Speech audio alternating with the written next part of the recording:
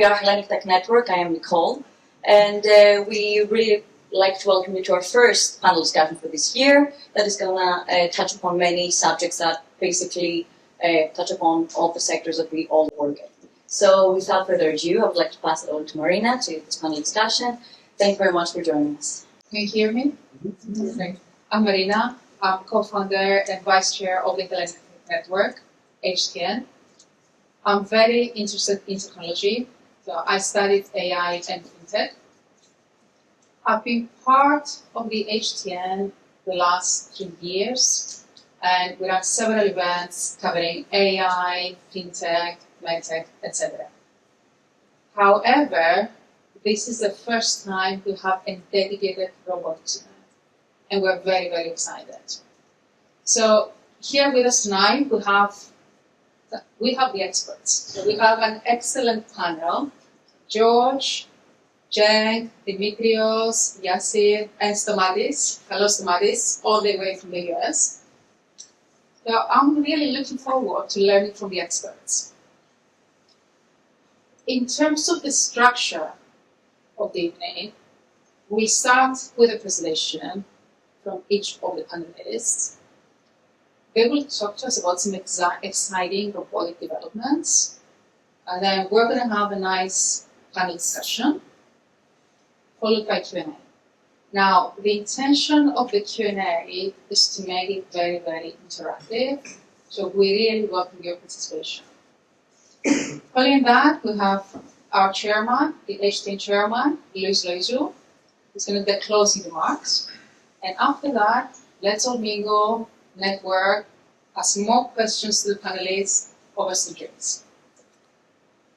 So, without further ado, let's start with the presentations. Over to George Dragoulis for the first presentation. Over to you, George. Okay, thank you. Can everybody hear me on the way to the back? So yes, thank you, Marina, and thanks for having me. Good evening, everyone. I would like to, first of all, thank the Hellenic Tech Network for giving me the opportunity to be part of this great panel and share my experience in the world of robotics. My name is Georgios Dagoulis. I'm working as a technical program manager for HSTL in the robotics section. And tonight, I would like to talk to you about a few applications of robotics that we might not be aware of, but they're out there and they're widely used. So, what is robotics? I know the rest of the panel is going to touch on different subjects, but as far as I'm concerned, in my role, I'm working on the development and installation of automated forklift trucks. I need to hold disclosure. These machines are capable of transporting goods, pallets, trailers, and so on in areas like factories, warehouses, ports, and they're capable of working 24/7. They're reliable, they're safe, and they don't need an operator. And the examples I'm going to mention later on still follow the same pattern. So in previous roles, I've worked with applications that have to do with hospitality, security, cleaning, and as an example, a robot would patrol a building, move through different floors, different surfaces and environments, and it would utilize a range of scanners to inspect for anomalies, to identify dangers, detect leaks, open doors, and so on. The setup and the definition of the problems is made up by a human, but the rest is completely autonomous. So the robot does it by itself and just gives us a notification, a bit like our mobile phone. Other robots are like big vacuums. They're equipped with tools like mops or like a hoover, and they can scan an area, they can clean it, they can mop it, as I said, and even spray disinfectant if we so wish. This does sound like a big Roomba, which is a very well-known model out there, and in essence it is, but also it's not, because the applications we're discussing today have to do with specific features. And these features are covering large areas, working for multiple hours, and being, reliable, so they work by themselves throughout this period, and then they would go and charge by themselves. I did talk about robots in hospitality, and these would be robots that are equipped with trays, for example, and they would work in a restaurant environment. They would take the dishes from the kitchen to a table, or take the dirty ones back to be washed. These are already out there, and they come in different shapes and forms and sizes, so they fit the different environments. And some of those robots also have different uses. So think about having a robot at the entrance of a building where you tap your RFID card. It shows you some information regarding the meeting room that you have to go to, and then it takes you to this meeting room. And in the meantime, it can show you some advertisements on the same screen you were using about in order to get in the building. So just a few examples. Is that all? It's not really. There are robots that have been used in manufacturing for years, and by robots we don't only mean human-like machines, the so-called humanoids, but we also include robotic arms, which are a very common application. So the robotic arms are able to lift a container door for a car, or they can do even a surgery. So the surgeon would only be manipulating the robotic arm remotely, and in another scenario, the robot would just do the operation by itself. Other robots would be the humanoid, as I mentioned. So these are like humans, and you might have seen them dancing in videos or doing acrobatics, or just helping people with the bags from the supermarket. And there is also the case of robots that look like boxes. They carry goods or parts in a factory and so on. And as I mentioned, these are applications that are already out there. Now, where does AI come into play? So AI is the brains behind the machine. So all these devices that I mentioned have to be programmed either in the factory or on site, so that they have the custom settings for the specific application. And this means that in their essence, they're very simple. They're even silly, one would say. So there comes the AI. Artificial intelligence helps the robots recognize different situations, different conditions, and essentially become better users. So through learning and understanding the environments and the different conditions they operate in, the robots are able to interpret them and become a better tool. They have a better efficiency, and they also get new uses without having to reprogram it, without having to put extra effort. So essentially, it's easier for us to use them, and we need less time for that. These are a few examples of robotics. There is a lot more out there. We have robotic tractors that help with farming. They plow the ground and they sow the seeds, and then they might spray insecticide if we prefer, and they would also help with the harvest. Or sometimes they do the harvest themselves. So depends. The key word to keep here, though, is help. So these devices and the AI processes involved are here to help us. They might be changing the scenery of how we do a lot of everyday activities nowadays, but the purpose is to make our lives easier. And at the same time, we shouldn't be completely relying on them, same way as we shouldn't be relying on Google or ChatGPT or DeepSeek or whatever other tools we're using. And we do realize that without them, life is a bit different. But when we do use them, either robots or the tools I mentioned, it's a lot easier, isn't it? So let's be mindful and utilize them responsibly. Thank you very much.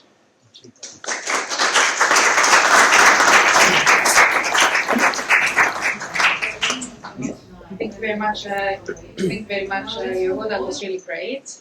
And now over to Dr. Kanoulas, Dimitris. That's me. So we don't go in order. Alphabetical order. Good. All right. Okay. So, thanks a lot for coming, and thanks a lot for joining us at this event about robotics and AI and how we bring them on the real world. So my name is Dimitris Kanoulas. I'm professor in Robotics and AI at University College London, and we're based at UCL East. So this is a new campus in Stratford, in the Olympic campus, basically, where one of the things we do there as UCL is work on robotics and AI. Right? So I'm leading a team of around 20 academics in robotics, and we basically try to solve research and teaching problems that Yorgos mentioned before. So from the hardware point of view, so how we can produce cheap, reliable hardware, how we can make a robot feel, taste, smell, understand the environment around it as a hardware problem, and then how we can use the body and artificial intelligence to make those robots meaningful. Now, the focus and the difference usually between ourselves and I think more industrial people that they work in robotics is that we try to solve, we try to push the boundaries of embodied AI, of robotics. All right, and what does this mean? This means bringing robots outside, try to deal with environments that are more uncertain, more unpredictable, and by environments now I mean from a human body. So how can we, for example, detect cancer, all right, which is a difficult problem, and how we can treat it using robotics, how we can make minimal invasive surgical procedures as precise as possible, how we can help doctors to, through robotic devices, to perform better, safer, faster from distance, right? To help with search and rescue, for instance. So it's not a surprise that, you know, basically humanoids, they start raising after the Fukushima Daiichi nuclear disaster. Because the problem was, okay, we have these robots, now how can we put them in the real buildings where it's like you have no idea what's going on in there. And back then we couldn't do it. I'm not sure if we can still do it, but I think we're closer to achieve that. So the research part, and my personal research is this. So how we can use humanoid robots, how we can use legged robots, so robotic dogs, to control them, to sense, and to take decisions ethically and with safety to perform the tasks efficiently. And the second part, I guess, why I'm here is, you know, because I represent the university, and we have a big challenge. And the big challenge is that we have to teach the new generation how to deal with all these problems, how to learn what is out there. And in like 30 years ago, that was still a challenge, but kind of straightforward. Robotics is a very interdisciplinary area, right? You have to understand mechanics, you have to understand sensing, you have to understand action, intelligence. So a lot of things to make it work. All right. Now we have all these advancements in AI. So the question is, how can we teach students to deal and to understand and, you know, push the boundaries towards that direction? And this is quite challenging as things progress really fast. And that's why we have a couple of programs there to do that. We're not the only university doing that, of course. Now, pretty much every university, they do have somehow a program into that direction. Yeah. And I think that's it for me. Yeah? That's really All right. Okay, cool. Thank you so much.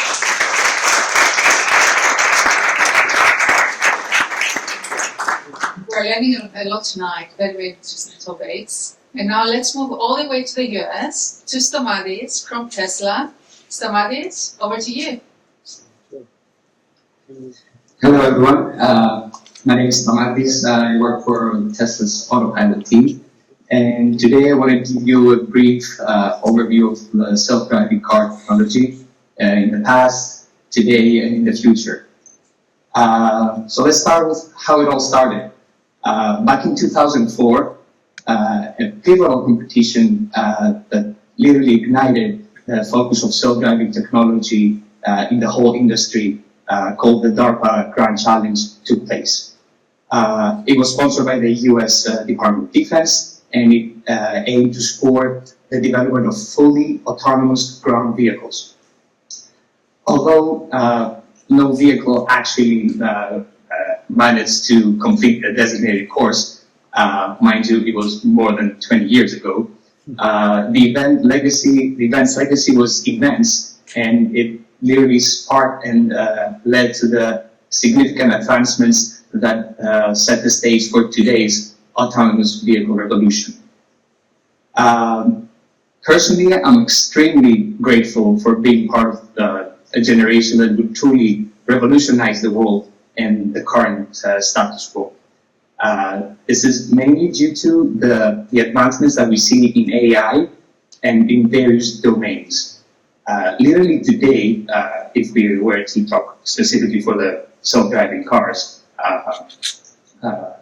domain, companies like Waymo, Zoox, which you might not have heard, are actually conducting autonomous ride-hailing services.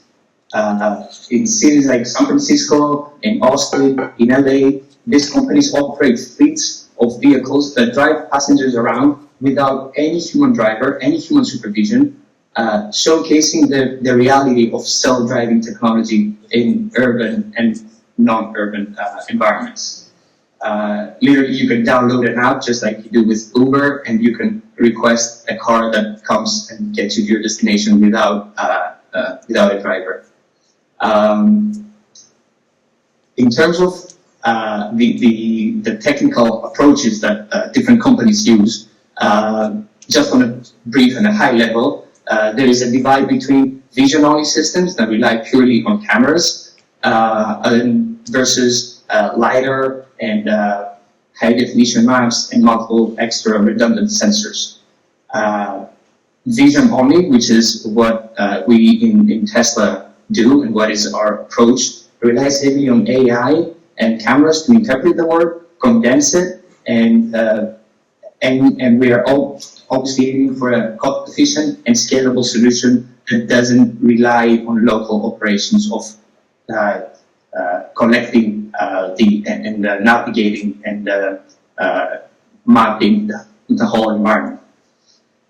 In contrast, like companies like Waymo, who is the leader right now in offering ride-hailing services, is heavily biased and dependent on the localization and mapping that high-definition maps provide.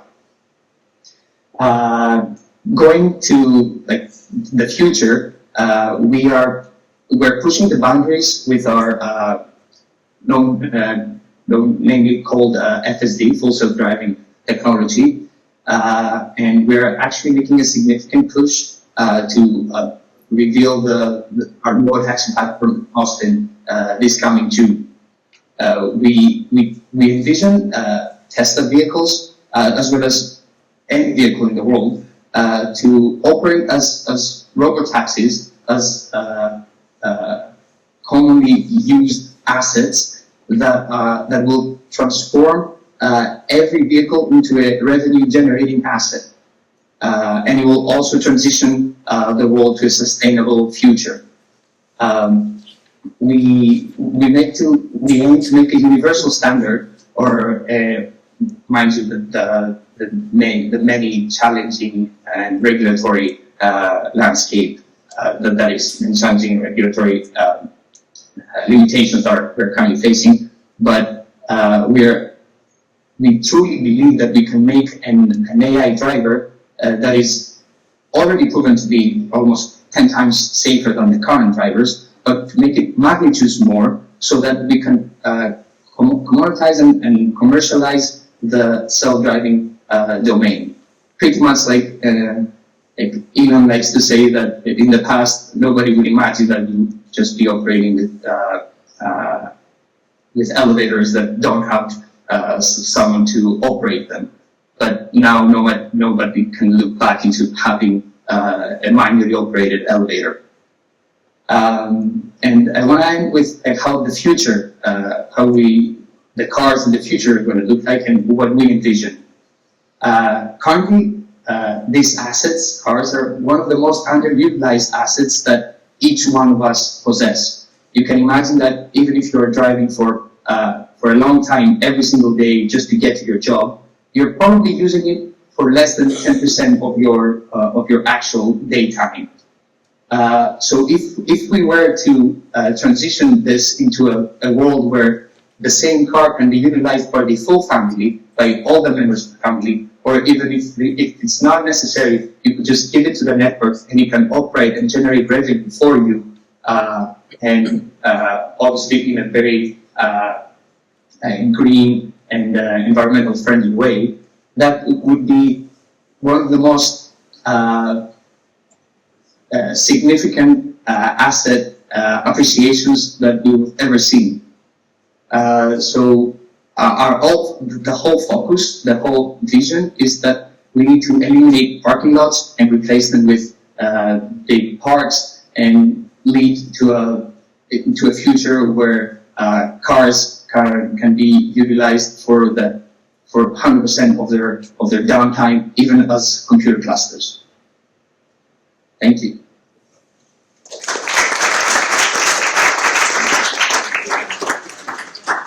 Thank you very much, Samadi. Very useful, especially given my driving. I may need to have an offline discussion with you to find out more about the tools. That was great. Thank you. Over to Cenk now. Thank you. Hello everyone. Can you hear me? Yeah. Hello everyone. My name is Cenk. I oversee UK and Ireland market at Kinnan Robotics, and I've been with the company for the last 3.5 years. Being the first local employee of Kinnan Robotics in Europe, I have had kind of experience with the global adoption of the robotics and the service robots in the last 3-4 years. So I've been monitoring, and I should say it has been quite a journey so far, because my background has nothing to do with robotics. Before that I worked at Samsung, Canon and Panasonic. So it's totally different, learning everything, every day, different things. So it's quite exciting. Today I'm honored to be here, so being part of this panel, and hopefully I can share some insights from my experience that could be valuable. So let me talk about some service robots which you may see outside. So service robots have different wide range of uses. So for example, you can see in the hospitals, you can see in the restaurants, you can see in the warehouses, you can see like in the retail stores everywhere. You will see soon more, of course, but that's out there at the moment. So, however, adoption of the robotics is based on how we target those pain points in those businesses, and how we can ensure all stakeholders take ownership to tackle them. So I will come to that point separately, but this is something that we always need to keep in mind. So let's talk about hospitality robots, like Georgios also mentioned. So hospitality robots is basically restaurant robots, does the job delivering food or drinks from kitchen or from the bars to the tables, and also backwards to the kitchen. So it optimizes the process, so streamlines the process, that gives waiters to engage with more customers instead of running back and forth in the kitchen to the bar, having fights with the kitchen. So this being eliminated.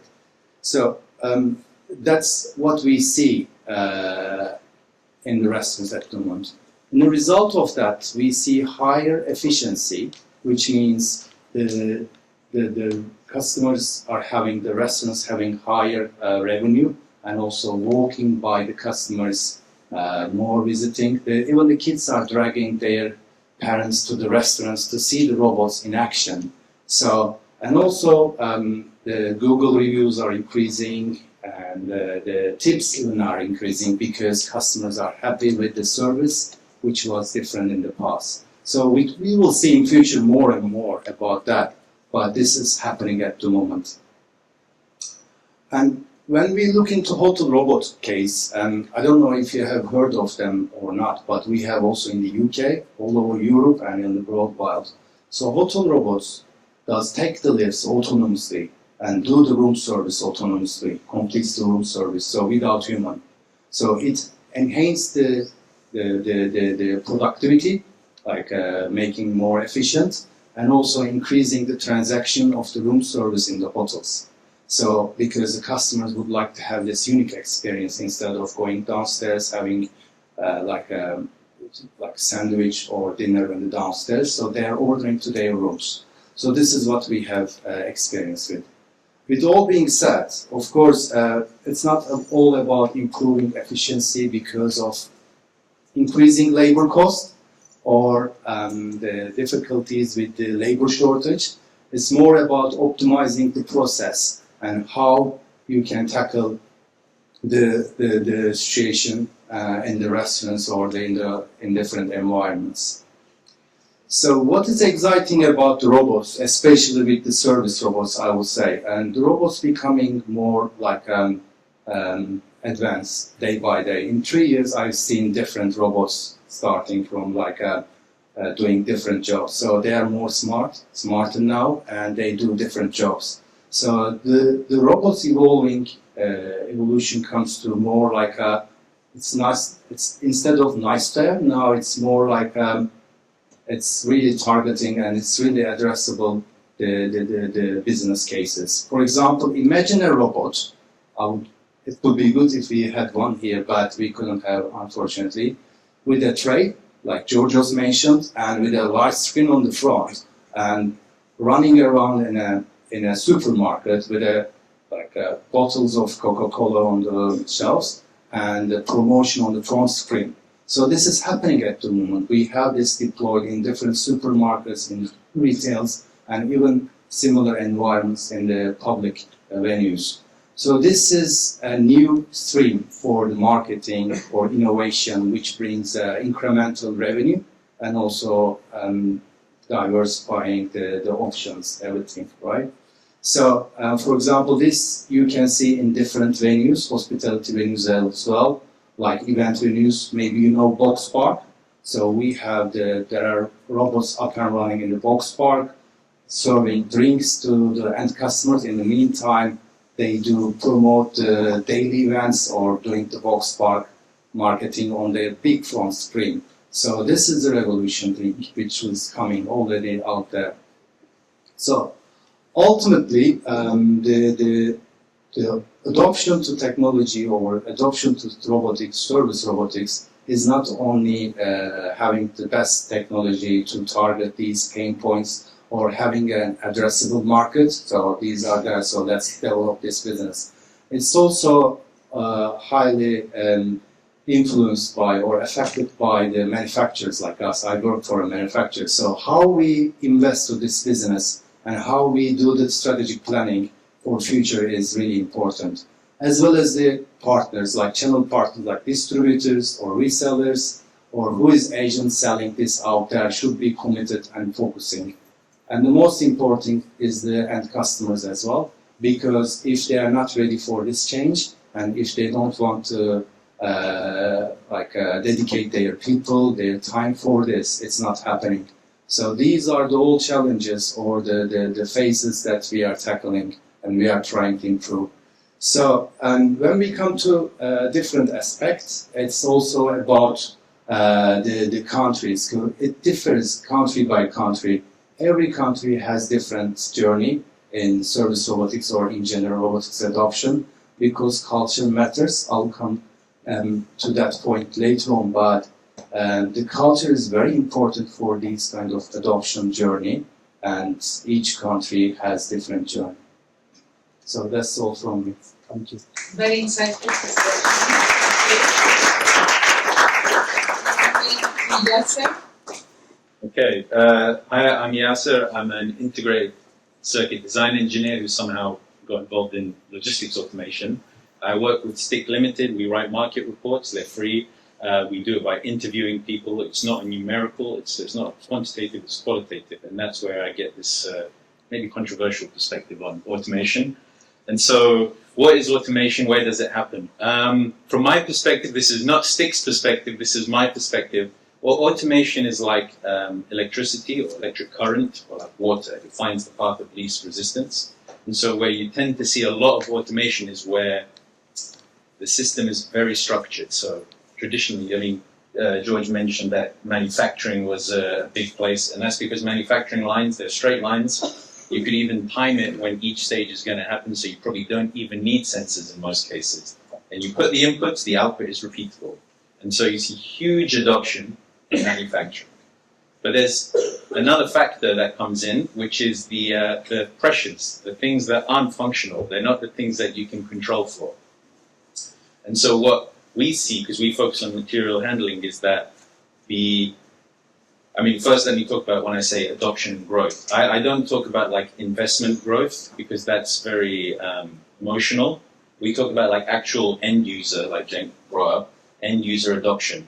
And so where we're seeing a lot of focus and adoption is in material handling. Traditionally it was intra-logistics, and now increasingly you're seeing it a lot more in logistics. Now there's another dynamic that's interesting about that, which is a warehouse is a complicated place. There's, inbound, receiving, you store it, you retrieve it, you process it again, you send it out. And so what happens is you go from chaos to some kind of structure, back into structure, and then once it leaves, it's chaos again. And so what you saw in warehousing, this is for example Amazon with Kiva, is you saw a lot in the what year are we now? Anyway, I'm getting old now, but some years ago Amazon bought Kiva, and you saw huge investment and adoption in storage and retrieval. And that's because you've taken that chaos, and as a warehouse you've processed it, you've put it into boxes, and you've filed them away. So retrieving it is easy. But what's happening now is that the chaotic aspects of the warehouse themselves now are becoming high pressure areas where they need automation. So, the dock where the trucks come in. It sounds easy, get a high CL forklift, you unload the trucks. But when you open that gate, you don't know the trailer door, that you don't know what the pallets are going to look like. Are they facing this way? Did they rock? Did they break? Are they humid? Are they this? Are they that? So it's a complete unknown. It's a Schrodinger's pallets. You don't know what they are until you look at it. And so you have a lot of investment going on there. But the pressure means people need it. They can't get the forklift drivers. It's dangerous, health and safety, all good things. I'm not against it. I think protect the people. The economy serves the people. So anyway, you're seeing all those pressures, so now you're seeing a lot more technologies being at the loading and then at the unloading side. Equally on the loading side, you're seeing a lot more focus as well. It sounds like it's the same as unloading. It's really not. They're two completely different concepts. Now, in my opinion, that sequence, there's also the other point, which is volume. The volume of activity that's happening at any part of the value chain. So manufacturing, everything is manufactured. Nothing appears from nothing. And so 100% of volume comes from manufacturing. And now most activities down here involve logistics. Healthcare, university, you guys buying stuff.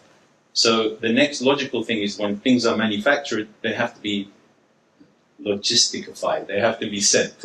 And so you see the next concentration is at this logistics, the material handling space. So that's where the volume is. There's another factor, which is the AI side of things. So we don't see a lot of AI in warehousing so far. We're seeing it more in those chaotic environments like the docks, because the variables are so much that you can't just, mathematically, although maybe AI is mathematics, but it's not like a deterministic problem. There's this variance that you need to pray that an AI can solve. And so, to James' point as well, it's like the service robotics. It's probably the most chaotic environment is a restaurant. And so what you'll see is a huge amount of artificial intelligence is needed, fundamentally needed on those systems to be able to allow them to, my 5 minutes is up, I can feel it. And so that's the other point. So you've got the adoption is following the volume and path of least resistance, and AI is opposite of that. It's following the chaos. And so that's my perspective. I don't know if I've said anything valuable, but yeah. Yeah.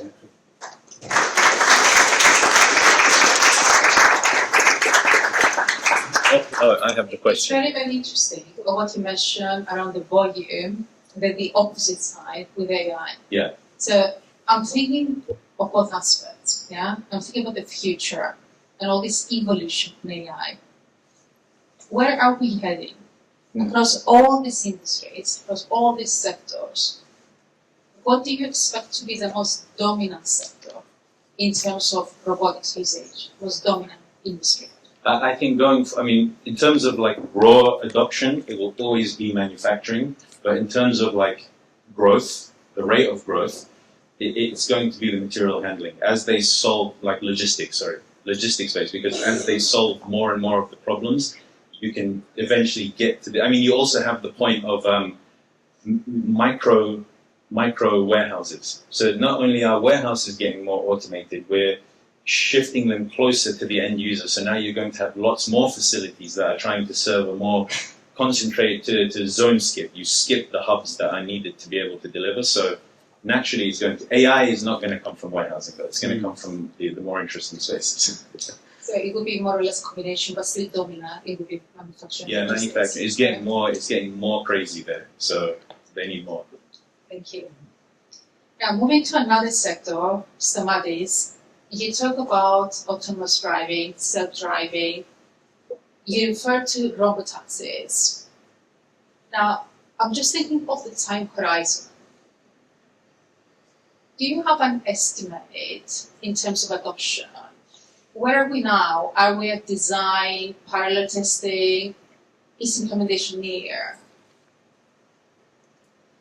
Yeah, that's a very good question. As I said, like the self-driving technology in general is heading towards the full commercialization and full integration into our everyday life.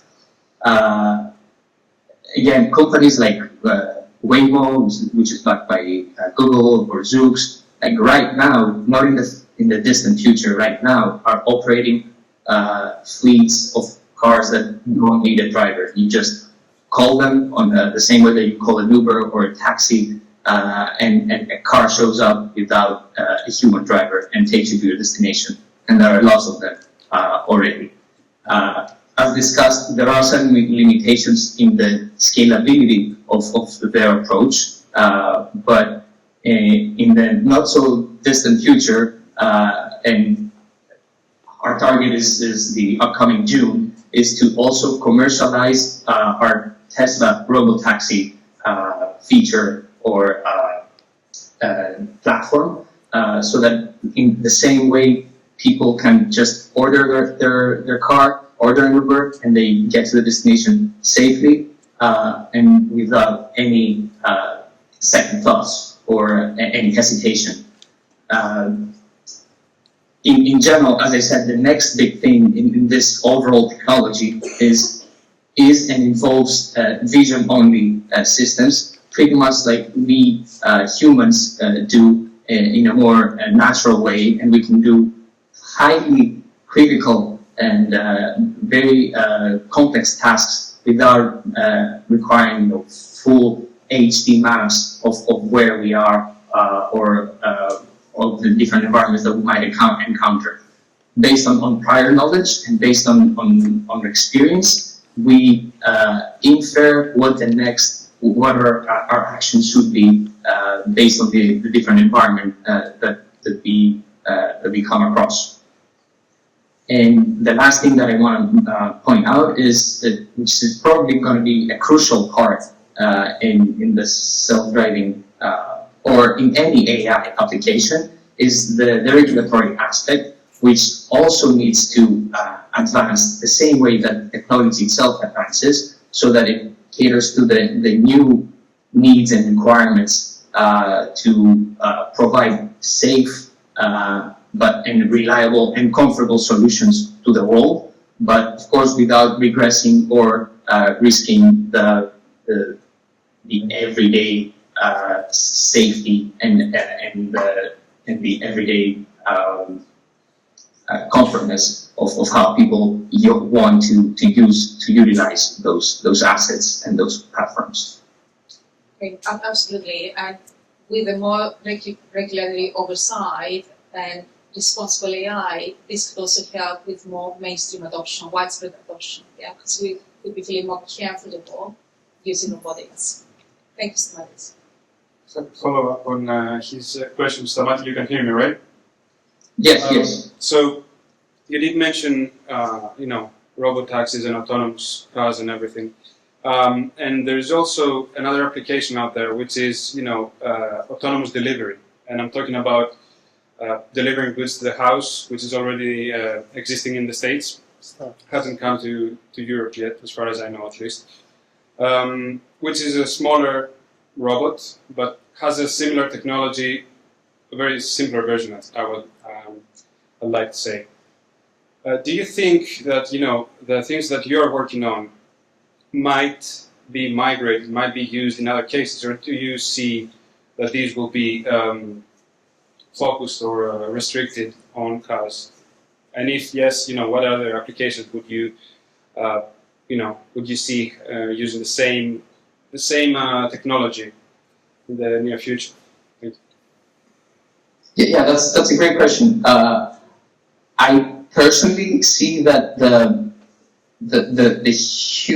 most significant improvement, or let's say just improvement that we're going to get from self-driving, not cars but trucks in general, is that basically with the constantly evolving need for more goods being transported across the globe, the trucking industry is kind of a risk right now, because there are not that many drivers that want to do this on a daily basis. Because as you might understand, these people who are transferring the goods for Amazon and for all these big companies, they have to drive for and be really focused for 10 or 12 hours in a row, and at the same time, travel long distances away from the families, and this is something that they don't really want to do, and it's truly understandable. So the asset appreciation that we can get by just commercializing it and making this industry fully self-driving, and of course the environment that these on highways that these trucks are operating are a lot less complex than in common city streets. That could greatly improve the overall industry in terms of goods transportation. And at the same time, there's another company, more companies that are doing it not in the driving domain, but in the UAV, in the drone domain. You can take for reference Zipline, who started by minimizing the transportation time of blood across Africa, and they are now, literally today, they're operating drones that they send across cities of the US, and they can deliver goods in minutes. So it's not in the far, distant future. It is happening now, and it's how people adopt it and how people want to integrate it into their everyday life that is going to guide the future, and in the short term and in the long term. Thank you, Smadi. You talk about the future and you talk about short term and long term. What I'm thinking about the global landscape, and I'm thinking about countries. Jen, you're a country manager. What's your view, please? Are countries ahead of the curve? Are more countries faster at adopting robotics? And what is driving this pace? Yeah, it's a really good point to bring it, because it's also affecting, it will be affecting how it is happening when it is happening, actually. Because we mentioned about the factors or the reasons, why adoption to robotics or service robotics is different, addressing the pain points with the right technology, right time, and also different stakeholders like manufacturers, like the distributors or local service centers who support the process, and also end customers should be fully in it, right? But maybe the most important factor, or the role, I would say, the culture or nations, because you can see different adoption in the UK than the Ireland, and it goes to Germany, it's different. So the culture and the background and the history with the technology is really a major role in this adoption, which I have observed and seen significant difference until now in my 3-4 years time in the robotics industry. So, for example, when we think about East Asia, right, Japan or China, these countries are already advanced in I would say robotics. They already started. It has already started there everywhere. For example, service robots, the auto robots, even the robotics, because they grew up with the robots. Like they had maybe you remember. I mean, the robot teams, cartoons, and magazines. So they grew up with them. So when you bring to a businessman these kind of robots out there, so would you like to be interested? They are just really getting curious and would like to try, even buy, without having any prejudice. So it's different in the other countries. That's why in Asia, it's most of the Asian countries also the similar, but I would say Korea, like Japan and China, that's why they are ahead. So when we look into US, it's also there are different parameters there, like labor costs, so optimizing the process, the landscapes or the venues are square meter is very big, so that's why they need support, optimize the process. So that's why robotics comes in and can help the optimization. So when we come to the Europe, it's totally different story, and it's really interesting to see this. For example, the Nordic countries like Finland or the others are really advanced because maybe of Nokia, I would say, or different technology backgrounds from the culture coming or the countries. So then the Germany is coming, that's also industrial revolution, and there is different. So France is following. Maybe southern countries also like Spain and Italy is also big potential, but relative labor cost is lower there, so there's a bit struggle. So these are the parameters or the factors which I have observed until now. But when we look into UK, it's a total different story because the UK, fortunately or unfortunately, I don't know, was never one of the first technology adopters, so it takes time. When it's been adopted, then it's becoming more like everywhere, picking up boom. But not yet here yet. But I see, like Yasser mentioned, instead of, for example, service robotics in the UK, I see significant interest and even more, I would say, adoption speed in the cleaning robots and also industrial warehouse robots because they have a relatively larger and scalable, addressable market, and they target long-term standing pain points. So that's the journey, but it's really interesting to be observing and being in this because it's just starting, I would say, and different service robots and different users and different countries having different journeys. Thank you. And in terms of the different journeys, just on robotics optimization, have you experienced a country the way they try to use robotics is mostly aligned with the needs of the country, or is it more of a generic spectrum like culture, familiarity with technology? For example, if a country focuses on agriculture, are they mostly using robotics as part of agriculture? Have you noticed this alignment? You mean culture? Yes, agriculture. Agriculture is different. Of course, there are different robots targeting those the industry actually. But what I will say is that the service robots is more like in some countries there are different use cases. For example, like I mentioned, Japan and China, they can't imagine robots in their lives, like they live with that. So when they see it, they want to have it. But in UK or in Europe, it's more like a chicken and egg story. So it's a more material thing, how you use it.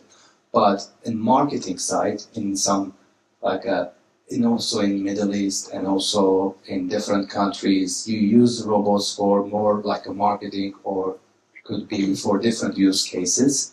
So it could be in between. Like, for example, like I mentioned in Box Park or different venues, so they use for the service, but also for the marketing purposes.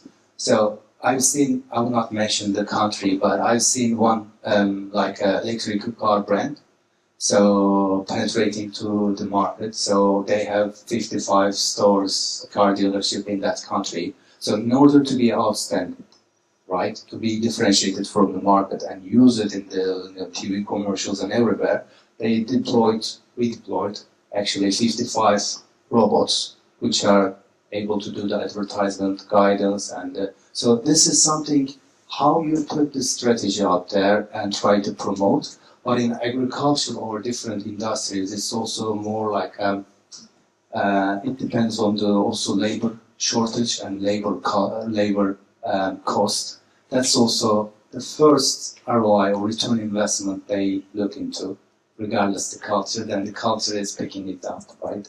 So that's what I would say. Thank you. Thank you.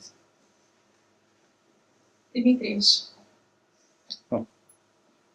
you mentioned a couple of very, very interesting points in your presentation, and one relates to the future, to the future generation. You talk about challenges students are facing and the programs you have to support them. Yeah. Could you please explain that a bit more? Like, what are the main challenges students are facing, and how do you help them navigate through the challenges? Yeah, okay, that's a nice question. Thank you. Thanks a lot.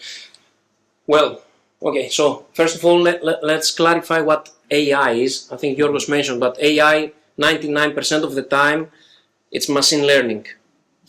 It could be also non-machine learning, but mainly when we say AI, nowadays we say machine learning. So a machine that learns on data. Okay, so we collect data, we find a way that they learn something on this data.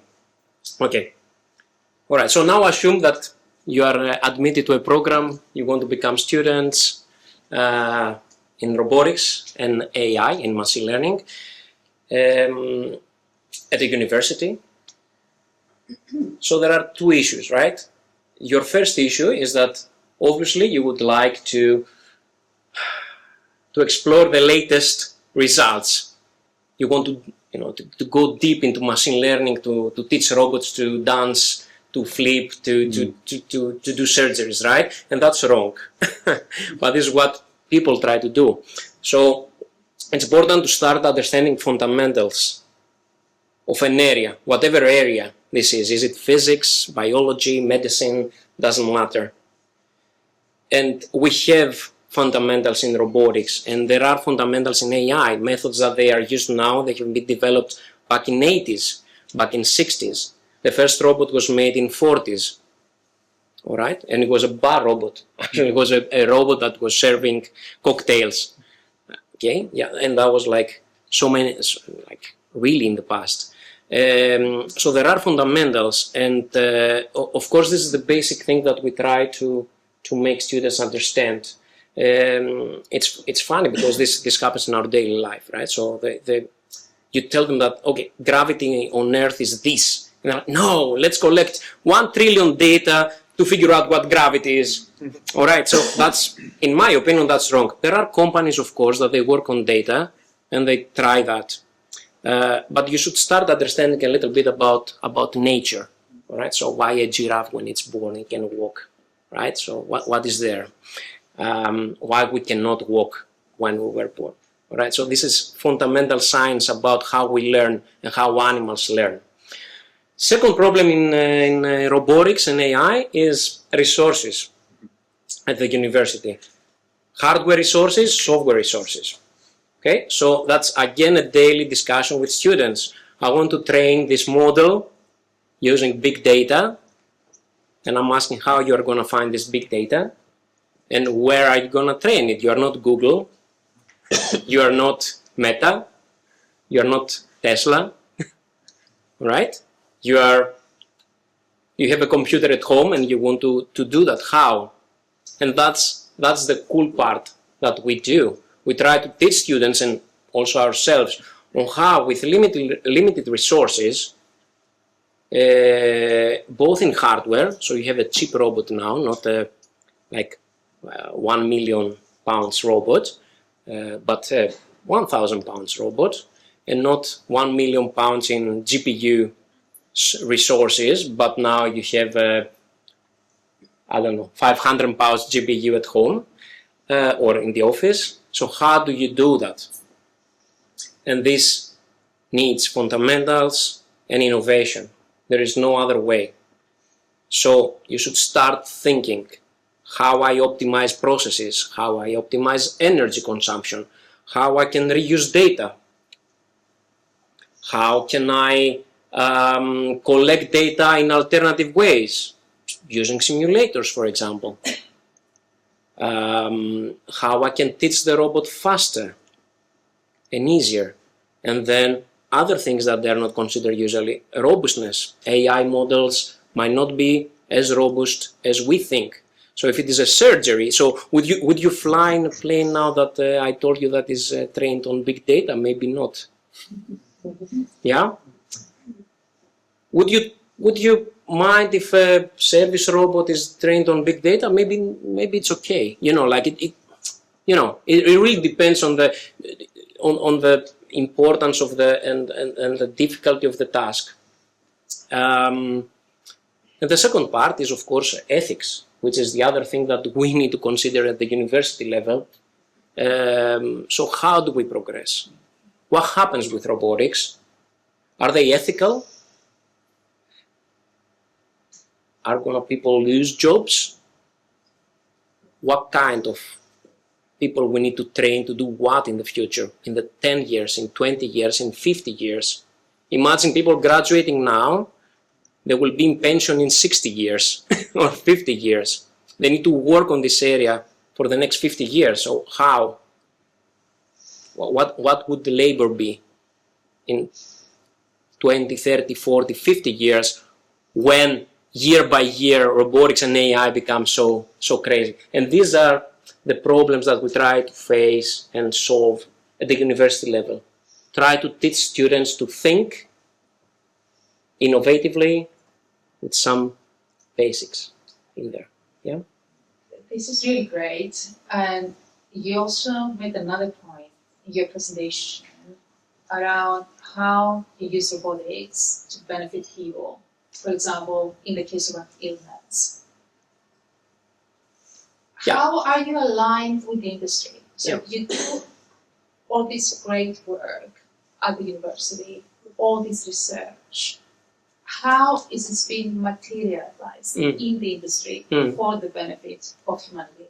Yeah, that's a good question. Very quickly. It's not a surprise that most companies work with universities, first of all. NVIDIA is working with Berkeley, or ETH, or UCL. DeepMind is working with UCL and Imperial. Like, why? All right, you should start thinking, okay? Because we offer something to them and they offer something to us. So it is something like a parallel universe, right? So we try to do, like, to push the boundaries. They care about pushing boundaries. And there was a Nobel Prize in DeepMind this year on AI. And the guy was a PhD from UCL, okay? So why? So that's how we align. It's basically these innovations that that push the boundaries of industry, right? Maybe we don't care too much of fine-tuning the model to become like a product, and this is the how business work, right? So they start thinking about the product and customers, etc., etc. But the second part is startups and spin-offs. So I had recently I asked my students, like 100, 150, what do they want to do, and actually my PhD students as well. Back in my days, when you were asking a PhD student what they want to do, number one answer was a professor in some university, right? Now that's not the answer. That's the third answer. The first answer is a spin-off.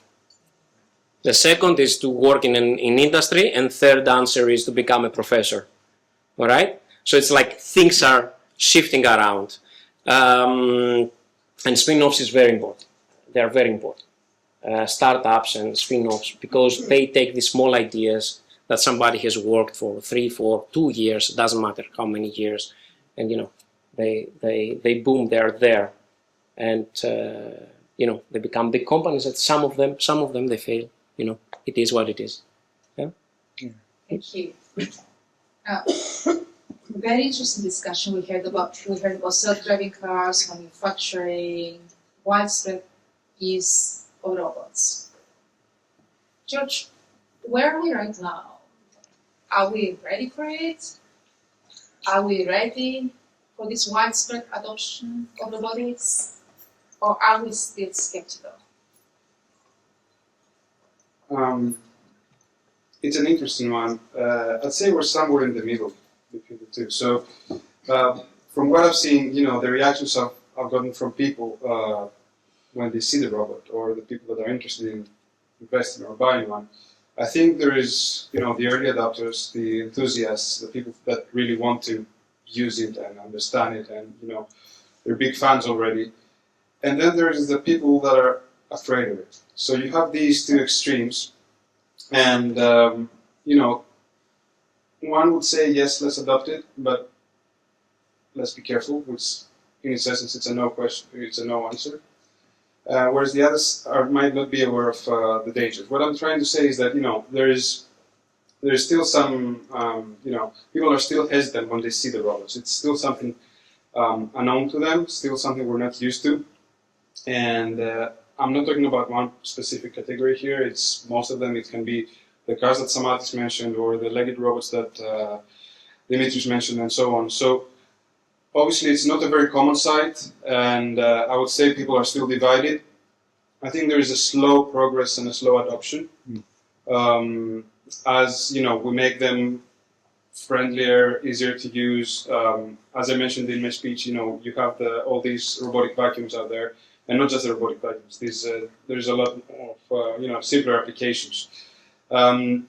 So I think we're making progress. We're not there yet, and people are still afraid of what is this thing doing, and is it gonna attack me, or should I just go hide? Because it's still an unknown, and a device that we still don't know what it does. I'd say with careful steps, and I see that coming in the next 5 to 10 years, and it'd be interesting to hear your views on that. We will see a bigger and bigger adoption in different sectors. But again, the important part is that this is going to happen. My opinion, at least, is that it's almost inevitable. It will be out there, and we should still be skeptical and mindful of what those devices do, and we should be careful with their uses. I think Professor mentioned something about the ethics, so there's this aspect as well. And just to sum up, I'd say adoption is there. Let's keep the ethics in mind, and let's be careful. Absolutely, absolutely. And in general, we see lots of focus around this on AI, responsible AI, and ethical AI. So I totally agree with the aspect around ethics. That's definitely another point. So it's not just the devices, because obviously these devices, there's some software, have some features. So ethics and AI is another issue that's still under discussion, under research and investigation. And I think the essence is the same. It's an unexplored area. It's not something that's mapped yet, let's say. So we should be careful in what assumptions we make and how we adopt it. Wonderful. And I'm going to now open the floor to questions. And I have a question for you. How ready are you for robotic adoption? And I welcome your thoughts. Yes. I have a question about Hello? Hi, thank you to all the speakers. That was amazing. Thank you very much, and to the Hellenic Tech Network. Professor, my question is to you. I think if you ask an average person what AI is, if we're being honest, they're going to think of ChatGPT. A lot of those people might be students. My question is, how do you deal with students that over-rely on AI tools, ChatGPT being one, to solve the average problems in university? That's my question. All right. He's trying to not get cold. All right, that's a good question. I mean, we talk in a dean level now of if we should allow GPT and Copilot. Now that's my personal opinion. All right, so I think it's okay to use any tools that are out there if you know what you're doing. It's not a surprise that it's kind of easy for us if we get an essay or a report or even code to understand right away if this is GPT and Copilot. It's kind of easy. Like you just look the first 3 lines and you're like, okay, that's AI generated. That's okay. So I'm more a fan of helping with expression using these tools rather than finding solutions. It's like the same problem with the calculator, right? So, you might go to university and they ask you like, what is 3/5? And people like, they have no idea. And this will reflect later on, on your thinking about solving problems and about how nature works, what you want to solve, how you want to solve, all the innovative part. ChatGPT, like all these models, if you feed back to them, they become white noise, right? That they don't get new knowledge. They work on trillion of data on documents, and basically, if I ask what its opinion about the X problem, and if you ask, it will give us pretty much the same answer. It's like one-dimensional. I'm not sure if, like, we promote diversity in everywhere, right? That's the thing. That's another person. Think about that. That's another person. It will promote its own things. Yeah. So, students, it's okay to use them. Reports have become much better to read, to be fair. They all look nice, but the solutions to problems cannot be replicated. I mean, they cannot. It's at least at this point. If they are, then we can focus on other problems. I'm not sure how progressively this will be, or it will, it will stop at some point being amazing. Math problem, 20% correct answers. The GPT, 20%. That's basically, first grade. It's still impressive, but yet, yeah. All right. Thank you.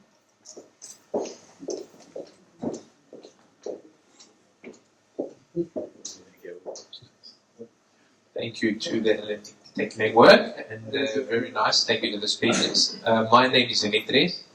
I want to ask 2 questions, but I'm going to combine them in one, so I get shouted at by Marina. The question is essentially 2 parts. So I want to understand about training of these autonomous vehicles and sort of factoring in uniqueness or nuance. I'm assuming most of the cars that are being trained are in America with traffic lights, street signs, painted roads and laneways. But if I go to a village in Greece or an island where everyone does whatever they want, they create their own road rules, there is no painted street signs so how do you factor that in terms of mass adoption of autonomous vehicles, in terms of unpredictability? And then sort of the related question to the whole panel is, humans, obviously, there are certain sectors of our lives, be it caretaking, both young and old, or if you go to a restaurant, there are certain experiences where you want to see a human, even if they get your order wrong, or, there are nuances which we still probably prefer to have, even if there is an acceleration in robotics or AI. How do you think about that within this whole mass adoption question, AGI, in terms of sort of certain sectors are good, like transportation, like manufacturing, but there will be certain sectors maybe that are more people-facing that may not be ideal to have these types of technologies accelerate and be adopted? Thank you. Hank, would you like to start? Yeah, sure. So, Sorry. yeah, please, you start and address the restaurant related and the following. Yeah. I don't know if you You can Samad, start. you can start, yeah. I'm sorry, I cannot look, I'm not facing the audience, I don't know. Sorry. I was lazy, but I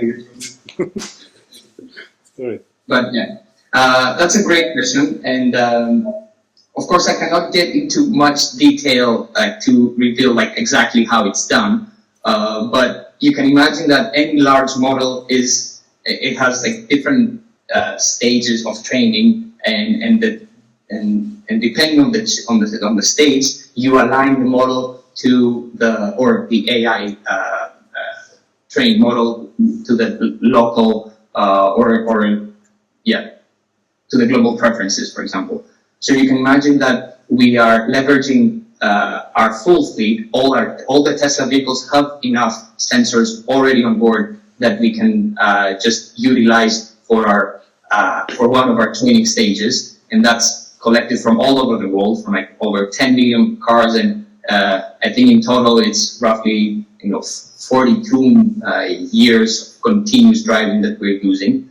But then for each specific country, because the variation between the driving habits of the people in the US, which is, let's assume that it's in size is roughly the same as Europe, is so much less the variation if you compare it with the different countries in Europe, given the signage or the driving behaviors.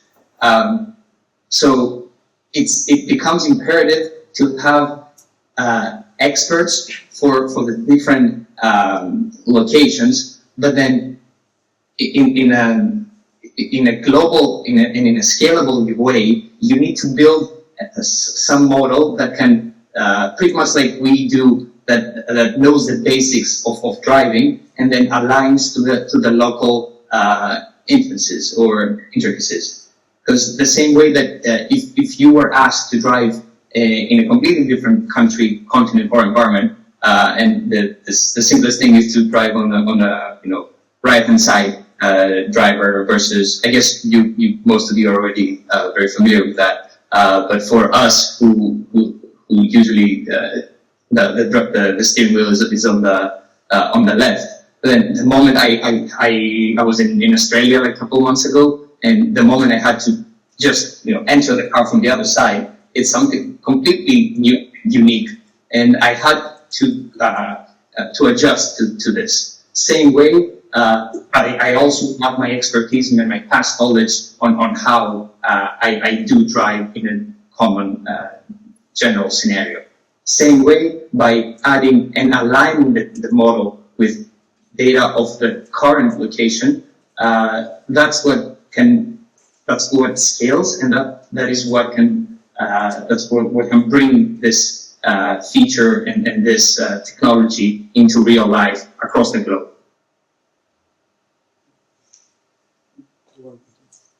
Would you like to add something? Yeah. I mean, second question that he has, maybe I can address to them. So I'll try to limit my words, because if you let me, I can talk all night about this. That's the reason why I joined the company and the robotics, actually. So restaurant robots, or in general, actually, you would like to see human, right, instead of robots, I would say. So it's something like that. That's a good question, very good question, because that's also people are afraid of to hear the answer, like, are they stealing the jobs, or why we don't see the human in some, why we will not see the human. So it will be like waiterless, I will say, restaurants, or the service like transportation or this and that. But what I will say is, like, for example, imagine a restaurant you go to on the corner. So today they struggle, for example, in April onwards, there will be a labor cost increase, maybe up to 20%. So they need to optimize their operation one way or another, okay? So they have 10 people working there, and out of 10 people, 7 people is always there. 2 or 3 is just coming and going, right? what they try to do, and this is actually strategy, but I should explain this because that's for everyone to understand important.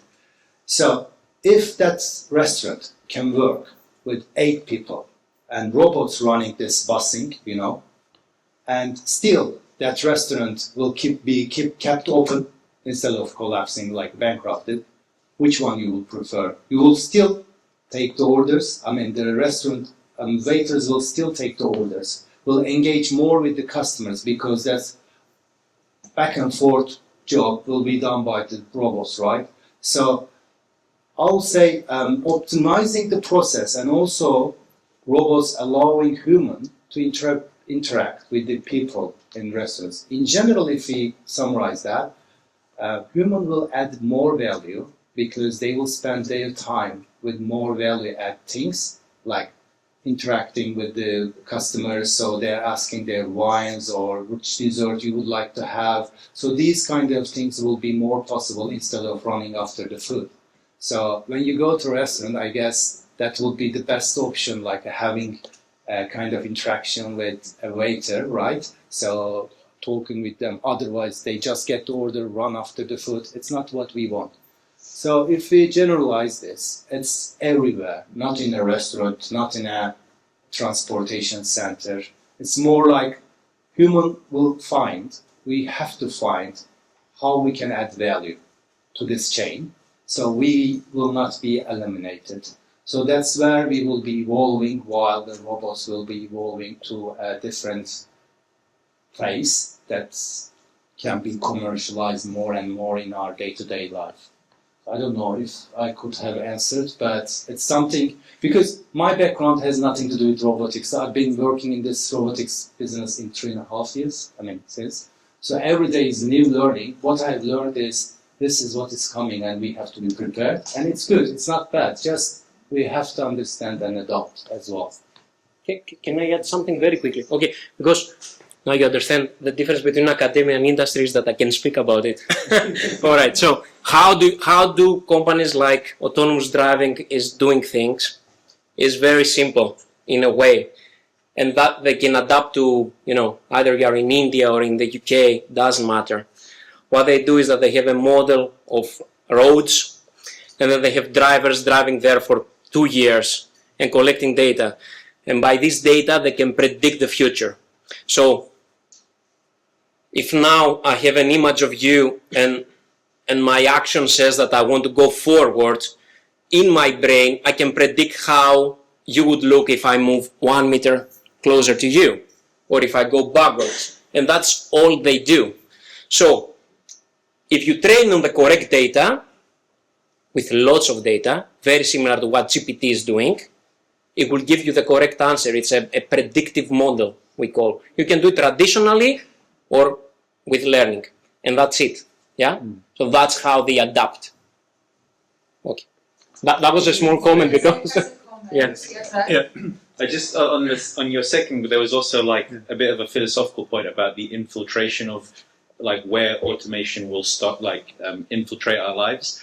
And I think I said it to George the other day about, despite being in the robotic space and automation, I have a slightly cynical view on it, which is that at some point you have to define your view on what human life is. Because if you do a thought experiment, you say, okay, I'm tired of going to the grocery store, so I'm going to order my groceries online, even though it's not a robot, it's your automation. The produce is brought to you. And then you say, you know what, that's boring. I'm going to bring in a robot that cooks the food for me. And then you say, the eating is boring. So the robot does it and it injects it into you. At some point, the perfect summation of that is when you are, before you're even born, the AI says, Yasser was going to do this, his contribution to the economy was this, his social impact was 0. Okay, into the grinder, and that's used as fuel to power the AI. That becomes the ultimate goal of automation if you overdo it. So we have to have some kind of philosophical boundary of what for me life is. I go to the grocery store, I squeeze a tomato, and I say that's going to be good in tacos. Yeah. That's the robot. Yeah. Yes. Just one quick comment, what you said. The guys covered it mostly. I just wanted to mention that, same way as our mobile telephones have different languages, I think the same idea in its essence works with the local location-specific features of a robot or a car or whatever. So, you just insert different data depending on which location you're looking at, and then the behavior is adjusted automatically. The other thing I wanted to mention, which had to do with having robots and whether they're going to take over, let's say, jobs or whatever. One doesn't exclude the other. So, having a robot in a restaurant doesn't exclude the waiter, as James said, and it's also our choice at the end of the day. So, I would say that there will be sectors and jobs that are very repetitive, very tiring, that would be replaced, but the human factor will always be there. And again, you can have both at the same time. It's fine. I imagine you go once in this restaurant and you say, "Oh, this has humans. Let's go. It's a bit more expensive, but they will serve us." It might be a luxury to have a human, but it's a luxury in the future. That far, there's some questions. Other questions here? So, hi, my name is Chari. I'm doing PhD in economics, and my thesis relies on income inequality. The impact of AI and income inequality. So, I obtained 50 millions of data sets from the job adverts, and I'm now trying to find the impact of AI skills and on income, like UK's distribution. So, the preliminary results is telling me that if you have AI skills, 30 top skills, you are more likely to earn 12,000 more rather than having no AI skills. So on the one side of the coin, we are discussing that AI is very promising, from driverless cars to cancer diagnosis. However, on the other side of the coin, prominent scholars such as recently Nobel Prize economist Asimov emphasize that the middle class is going to be disrupted in 20 years. So I'm all in academia, for my whole life. I'm only 20, early 20s. So I'm very, curious about, industry perspective. Have you ever considered in the board meetings replacement of women, employees and stuff? Sorry? Replacement of employees, unemployment and stuff. Have you ever considered, in the board meetings and stuff? In the industry perspective? I'll pass it to you, then I have a comment in terms of skills and jobs. Yeah. If AI, let me clarify, if AI goes this pace, how would it affect your industry, industries like manufacturing, so on and so forth? So, I think we hear about AI more and more every day. We hear different applications everywhere. And I think it's becoming more of a fashion than a substantial thing. I would say, though, that as I mentioned in the previous question, there are certain sectors that would benefit more, and there will be an impact on labor, as you were saying. So, one, yes, people might lose jobs or might have to do something different. This is something that's already happening. It's nothing new, and it has happened in the past. It's not just robotics. Even previous industrial revolutions caused the same effect. So, depends on how you look at it, and that's why I said, the change might be inevitable.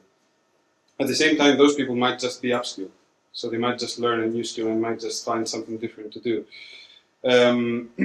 The other side is that there is shortage of people doing certain jobs.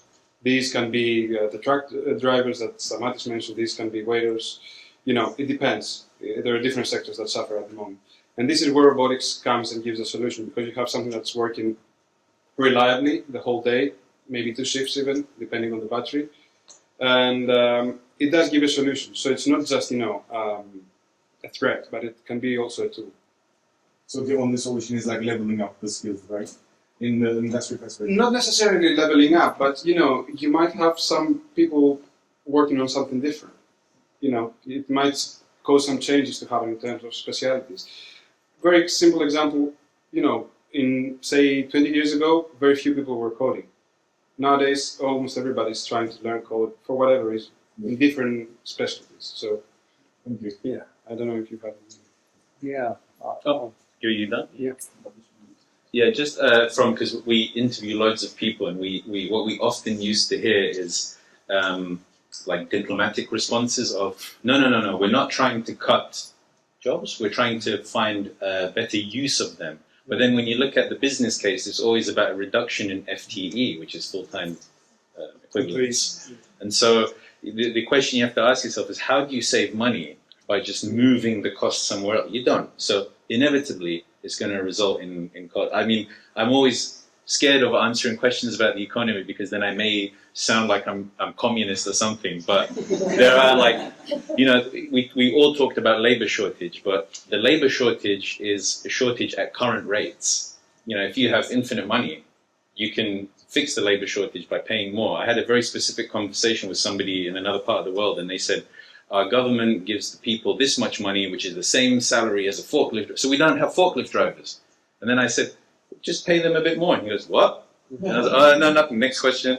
So the solution isn't always automation, but in the mindset is just cut. And then the other thing as well is the consumption as well. You have to bring down consumption. Is that you have conflicting goals of like SDGs and automation as well. So there's a big global discussion about what are we actually trying to do. Are we just trying to get infinite volume at minimal cost, or do we need to talk about volume as well? Do we need as much as we actually want? So yeah, anyway, next. Can I just a comment on that? I mean, it's a serious question in general, and it's true. I mean, I don't know if you have seen the Charlie Chaplin movie that automation made him work more because he couldn't catch up, all the production, right? Okay, so it's not very clear what AI is going to bring, and we don't know how middle class will look like. Coding people, I believe and I predict, will be the middle class. We produce too many now, right? So they need to be the middle class. But again, I think from the academic purpose, when we discuss about this, we discuss about problems that humans cannot solve. All right. So think a little bit about this as well. Going to a radioactive environment, okay? Going to these platforms in the mid of the ocean that you risk to die. Really hardcore jobs that people risk. Think also a little bit about this part of what automation and AI can resolve. All this work of DeepMind with engines and how they promote medicine to solve and find cures for new treatments for cancer, or you say what, this would not be possible. So imagine that there is not only one side of this, which will be there, but there is also a second side of this. Yeah. Can I just add something? Yeah. Because you have asked for sector-specific views. This is my very personal opinion around financial services because I work in banking. The reality is that you need to look at the cost and efficiency. So yes, AI will lead to job reduction.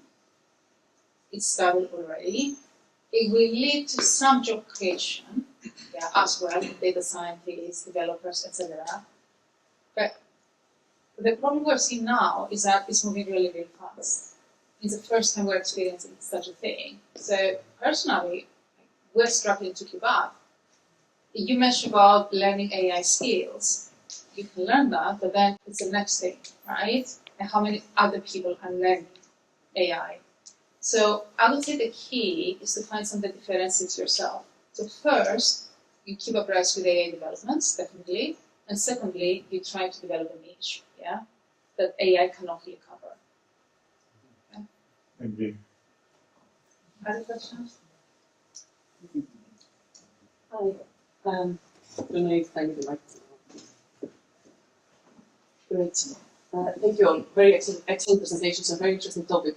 So I have a question. I'm a doctor, I'm not a tech person at all. And probably it's more related to you than just that. how we can do many things, even with a smartphone or a phone. We don't always need a robot in healthcare.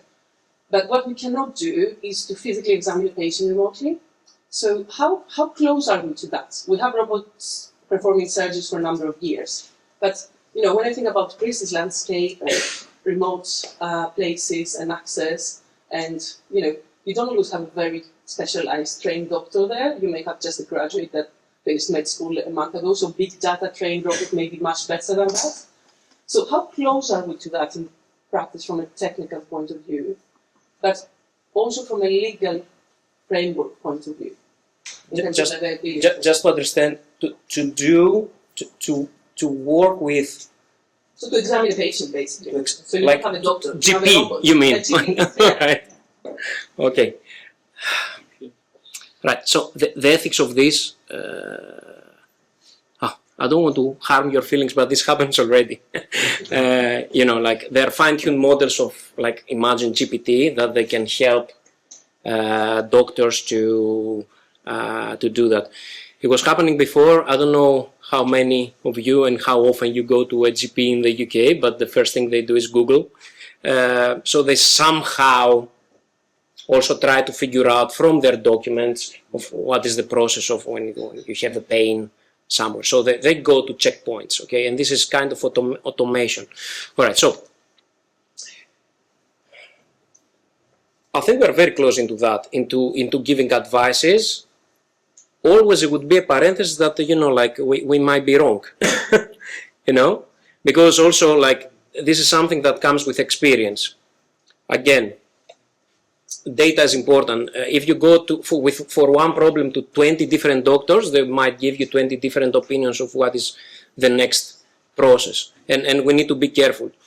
It's a sensitive topic.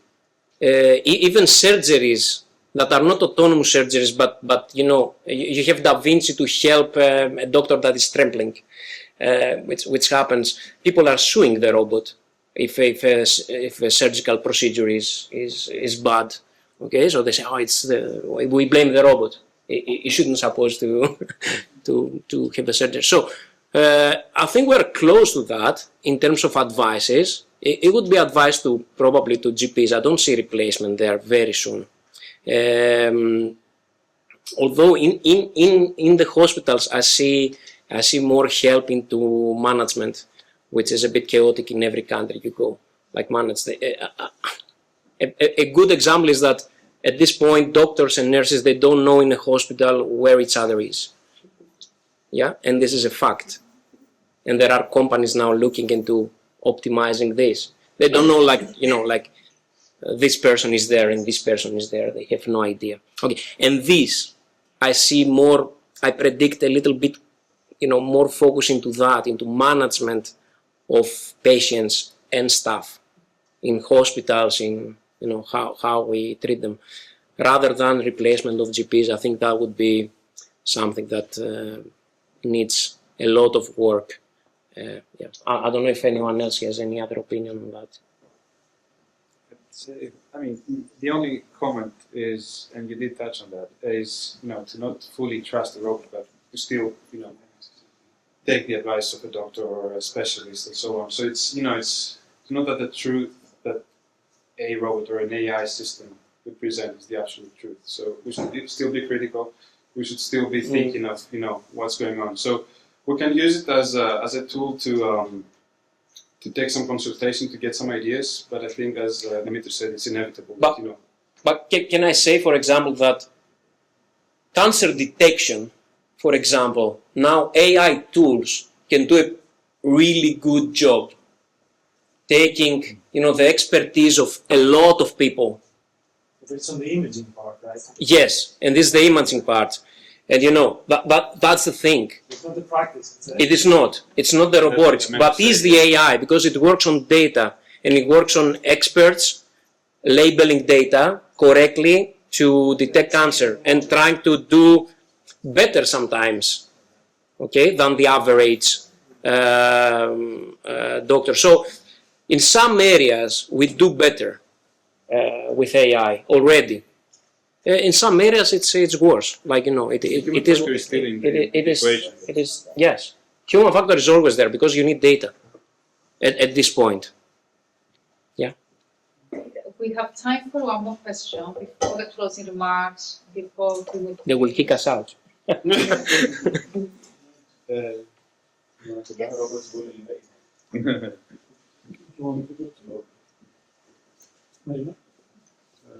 back. At the back, at the back. Hello. Thank you. It's very insightful night.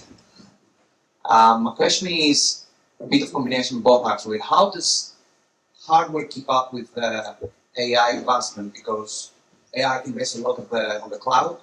Cloud is very scalable, vertical or in parallel. A lot of processing power can be obtained from the cloud, and you can transfer all of your functions and your processing in the cloud.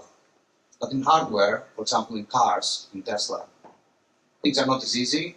I believe due to latency, you have to keep things very local and plus reactive. So that's one scale of the question. And the second question, kind of combined, I know we said only one, but kind of myself. How would quantum computers affect AI processing? Because it all comes down to data, and in quantum computers get a chance to do a lot of parallel processing. So with that regard, how does academics see quantum computers affecting AI processing? Thank you. Stamatis, would you like to take it? Yes, of course. So that's a great question, and the main difference between training and inference is exactly what you're describing. At inference time, which is what you need in your real-time application, like the computer that is in the car right now, it has to be very efficient, has to be not just in terms of computation and memory, it also has to be in terms of energy, because obviously if we offer a product that the moment you start using it, your battery drains in half an hour, then it's obviously not usable. And that is what is really driving and should be driving the whole industry to make even the large models that are used offline, like any GPT model, any LLM model, if we end up allowing users for just a query that you would do on Google to ask a model that needs 20, 30 times more the energy to produce the same result, then obviously we're not moving into a sustainable future. So the whole, the way that we approach the problem is that how we can make it as efficient as possible, as smart as it can be, given the limitation. We're always, our progress is inhibited by the fact that literally we are trying to make cars autonomous. Computers were designed back in 2015, and they are like still operating the same way. Like nothing has changed in terms of the cameras or the GPU, the onboard GPUs or CPUs. So we are constantly optimizing the way that we deploy our models so that they can still fit in this very old. Obviously, there are newer versions that come with the latest releases, but that they constantly can fit within this very limited computing budget. And we expect and we hope that the rest of the industry works the same, so that any actual real-time application that is purely for inference is designed for that. And that's why the computers that are doing so, they need to be specifically architected in a way that they're inference friendly, training friendly. And that would probably, that would certainly lead into a green and eco-friendly future where people can utilize all this AI advancements without really causing a harm to the environment, since we're going to be requiring 20, 30 times the number, the amount of energy that was previously used, same exact.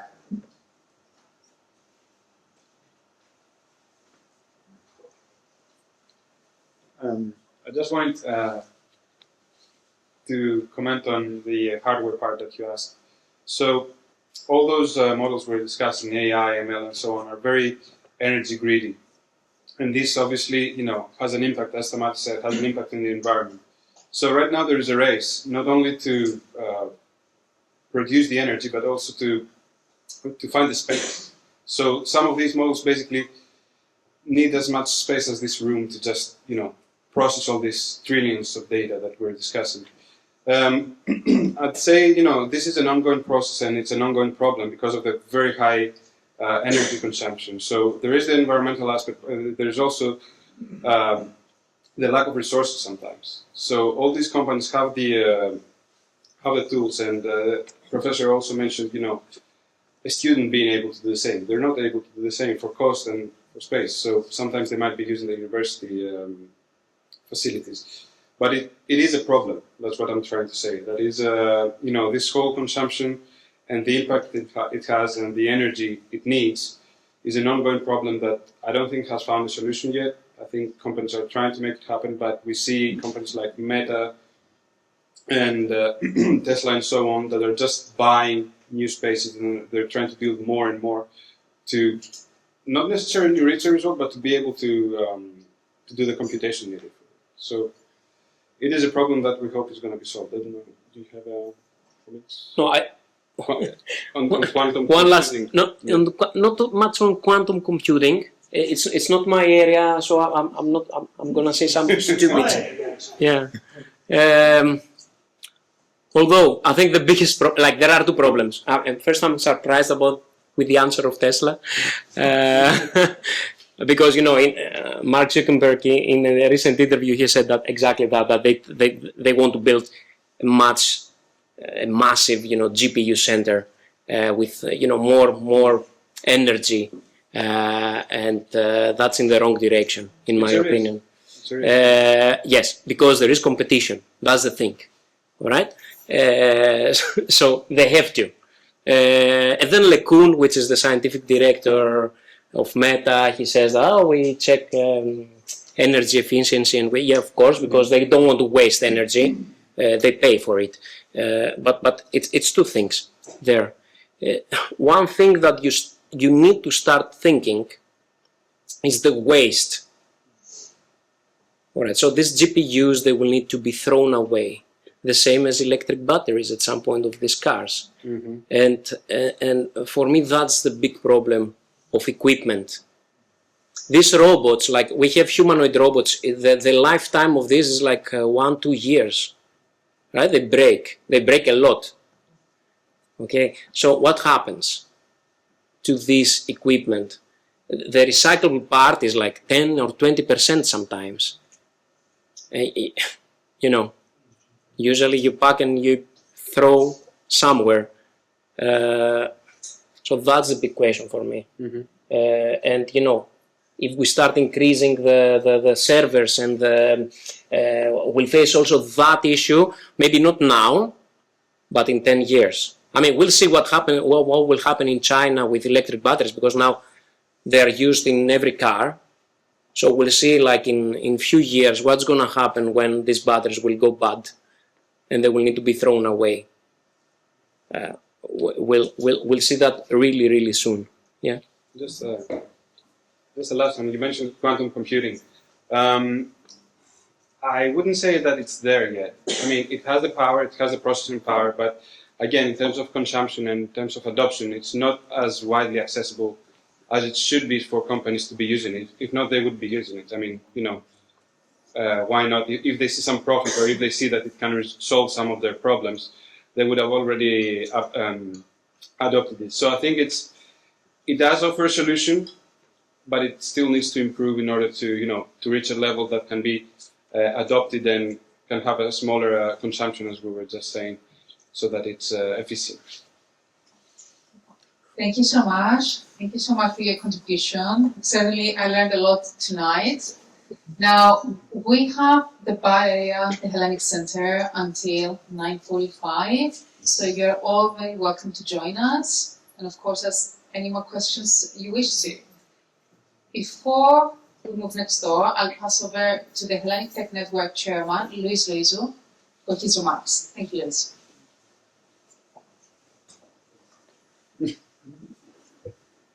Can you hear me? Mike for Stamatis. Oh, sorry. So I was framed as a guy who keeps you away from the wine reception, so I'll be very, very quick. We have a tradition at the HTN, and at every event we have, we gift a book to our panelists. I hope one day we can do it for all attendees, but now we will do it for our panelists. On this occasion, we chose to gift the books of Isaac Asimov.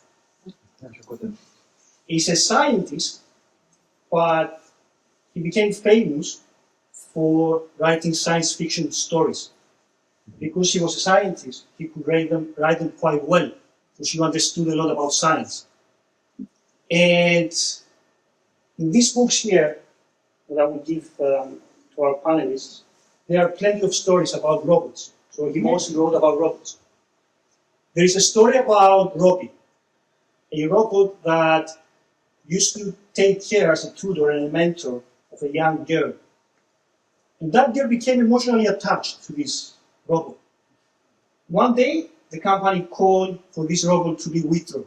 Like iPhone 4, iPhone 5, since 8, discontinued. And the girl was devastated. You couldn't even carry on with your life. So she went back to the company, to the headquarters, somehow found this Robbie, because he was an old robot, so he was downgraded to do some other types of work. And when that girl saw the robot immediately recognized her, and then tried to protect her by going back to the normal case. There is another story about a robot who became a politician. And even won an election, became the president. Yeah. And when they figured out that it was a robot, because they figured it out because he didn't want to eat or he didn't want to drink any water, because it was a machine. He said, I did it because I wanted to protect you. You were taking very bad decisions, so I had to step up. And Asimov is very influential when it comes to the 3 laws of robotics, which George mentioned to me that they're still used in some robotic design. So the first law is that no robot can harm a human or allow a human to be harmed. Law number 2, a robot obeys to human commands unless it conflicts with law number 1. And law number 3, a robot protects itself unless it conflicts with law number 1. So Robbie did quite well by going back to the girl. And also the president did quite well because he wanted to protect us all. And there are also stories with radioactive fields and colonies in Mars. So I will bring one next when I'm in California next month. So what I'm trying to say, a car is not a robot. A self-driving car is a robot. Your laptop is not a robot, but an agent on your laptop is. So if that agent on your laptop tomorrow books tickets for you, either for holidays or for theater and so on, these are errands or logistics, but on the laptop side. When it comes to machines now, things will evolve. So we will see more of these agents, because they're still agents. We see them moving around. Maybe in the laptop, it will be our avatar. And as Professor Kamila said, we will get data, model our avatars, and let's say we're busy to get into a romantic relationship, or we like each other, so what do we do? I send my avatar, the other person sends their avatar. If our avatars get together okay, then we take the time and we go and meet. And we make sure that they reflect us based on what you described earlier, how you do. I didn't have that in mind. I'm sure you did, This is what I'm trying to say now. And I'm closing because I don't want to take much of the time. There is a case for the social contract to be revisited. Social contract is an agreement between members of the society by sacrificing freedom for protection to the state. Will robots be part of the social contract? Will they be subjects? Or will they be protectors? Or will be just tools? I mean, I have my phone there, it's an iPhone, it's okay, it doesn't move, But tomorrow it will be a robot, it can do things, right? I don't know whether this is a tool in the normal, strict sense of a tool. And having said that, I just want to let you know that the drinks will be served by robots. Not yet, but thank you for being with us.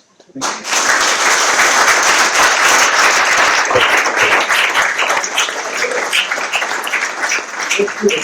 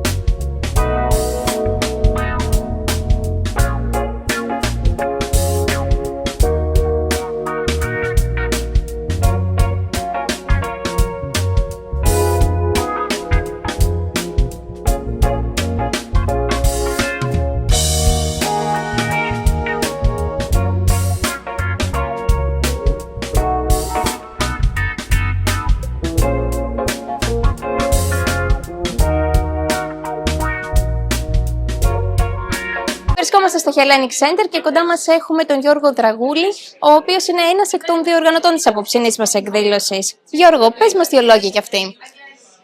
Ναι, θέλαμε ουσιαστικά να δώσουμε στον κόσμο μια ιδέα από το τι σημαίνει Robotics and AI και γι' αυτό δώσαμε αυτό το όνομα στην εκδήλωση. Να τους δώσουμε κάποιες ιδέες ως προς το τι σημαίνουν αυτά, ποιες είναι οι τεχνολογίες, ποιες είναι οι εφαρμογές κυρίως και τι επίδραση θα έχουν στη ζωή μας.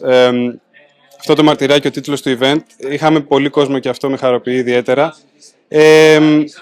Νομίζω θίξαμε αρκετά θέματα τα οποία έχουν σημασία για τον κόσμο και μπορούν να τους βοηθήσουν να καταλάβουν. Και υπάρχουν ήδη πολλές εφαρμογές, όπως είπαμε και νωρίτερα στην εκδήλωση, που ήδη είναι σε ευρεία χρήση. Οπότε ελπίζω όλοι να πήραν κάτι και να είχαν μια όμορφη βραδιά. Απολαύσαμε και την παρουσίασή σου φυσικά πριν, στην οποία ανέφερες πάρα πολλά παραδείγματα, ωστόσο εμείς σταθήκαμε στο τέλος της, στην οποία ανέφερες την σημασία αλλά και τη σωστή χρήση. Θα ήθελες λίγο να εμβαθύνεις σε αυτό? Ναι, αυτό έχει δύο μεριές. Η μία είναι η ηθική πλευρά που συζητήσαμε νωρίτερα, η άλλη είναι το να μην αφινόμαστε τελείως στο τι κάνει ένα μηχάνημα. Ανέφερα κάποια πολύ καθημερινά εργαλεία που χρησιμοποιούμε και από τα κινητά μας ακόμα και η ιδέα είναι ότι ναι, όλες αυτές οι συσκευές δουλεύουν για μας, αλλά θα πρέπει και εμείς να ξέρουμε πώς τις χρησιμοποιούμε και να τις χρησιμοποιούμε για καλό σκοπό. Οπότε υπάρχουν εργαλεία εκεί έξω, ας τα αξιοποιήσουμε και ας έχουμε κατά νου ότι δεν ξέρουν τα πάντα, αλλά πρέπει και εμείς λίγο να βοηθάμε. Υπήρχε όμως και μεγάλο interaction με το κοινό σας σήμερα. Πώς σου φάνηκε ο κόσμος? Είχαμε πολύ κόσμο και αυτό ήταν πολύ θετικό και είχαμε και πολλές ερωτήσεις από τον κόσμο. Σημαίνει ότι είναι κάτι που απασχολεί τον κόσμο που ήρθε σήμερα να μας ακούσει, αλλά και όχι μόνο αυτούς. Οι εφαρμογές της ρομποτικής και του AI είναι κάτι το οποίο ακούμε όλο και περισσότερο και όχι μόνο προσελκύει το ενδιαφέρον του κόσμου, αλλά τους βάζει και να σκεφτούν. Είναι κάτι το οποίο είναι επικίνδυνο, είναι κάτι που μας βοηθάει. Οπότε θέλω να πιστεύω ότι δώσαμε κάποιες ενδιαφέρουσες απαντήσεις απόψε και θα μπορούσαμε να πούμε ότι δώσαμε και κάποιες κατευθύνσεις ως προς το πού μπορεί να κοιτάξει ο κόσμος και γιατί θα πρέπει να το σκέφτεται από πολλές πλευρές και ότι δεν είναι μόνο ένα εργαλείο, αλλά μπορεί να έχει και κάποιον άλλον αντίκτυπο. Είτε αυτός είναι περιβαλλοντικός, είτε αυτός είναι ηθικός, είτε αυτός είναι να μπορεί να βοηθήσει και να μην έχει κάποιο αρνητικό αποτέλεσμα στον συνάνθρωπό μας. Σίγουρα δώσατε και μάλιστα μάθαμε και πολλά σήμερα, οπότε ευχαριστούμε πολύ γι' αυτό. Αν δεν κάνω λάθος, ήταν η πρώτη εκδήλωση για φέτος του HTN, σωστά? Σωστά. Είναι η πρώτη για το 2025. Τι να περιμένουμε για το υπόλοιπο της χρονιάς? Δεν μπορώ να αποκαλύψω πολλά. Νομίζω όμως ότι είναι ένα καλό δείγμα για τα επόμενα. Προσπαθούμε να κάνουμε εκδηλώσεις που στοχεύουν στα πιο ενδιαφέροντα, στα πιο δημοφιλή θέματα, αλλά και άλλα λιγότερο. Μπορεί κάποιο επόμενο να έχει να κάνει με ιατρική τεχνολογία και το AI που συζητήσαμε σήμερα ή με εφαρμογές της ρομποτικής στην ιατρική. Μπορεί να έχει να κάνει με το fintech το λεγόμενο. Οπότε θα σας έλεγα να μείνετε συντονισμένοι. Υπάρχουν πολλές ιδέες, υπάρχουν πολλά πράγματα εκεί έξω που νομίζω έχει ενδιαφέρον να τα συζητήσουμε και σας περιμένουμε και στα επόμενα. Ευχαριστούμε πάρα πολύ και καλή συνέχεια ευχόμαστε.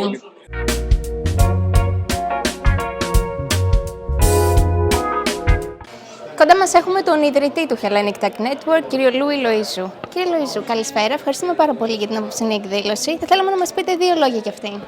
Καλησπέρα. Ευχαριστώ πολύ που είστε απόψε μαζί μας. Το Ελληνικό Δίκτυο Τεχνολογίας φέρνει κοντά ανθρώπους που είναι σκεπτόμενοι για την τεχνολογική πρόοδο και θέλουν να δουν πώς αυτό θα επηρεάσει την καθημερινότητά τους.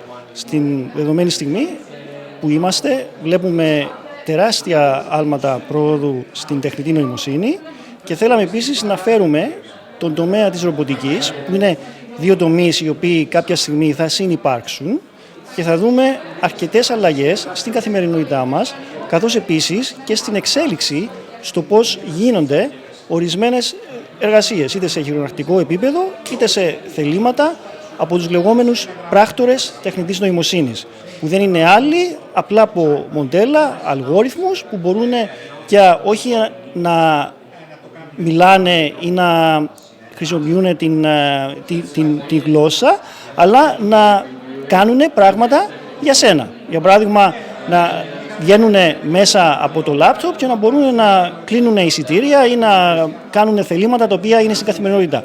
Όμως αυτό μπορεί μετά να μεταξελιχθεί και στο εργασιακό πλαίσιο.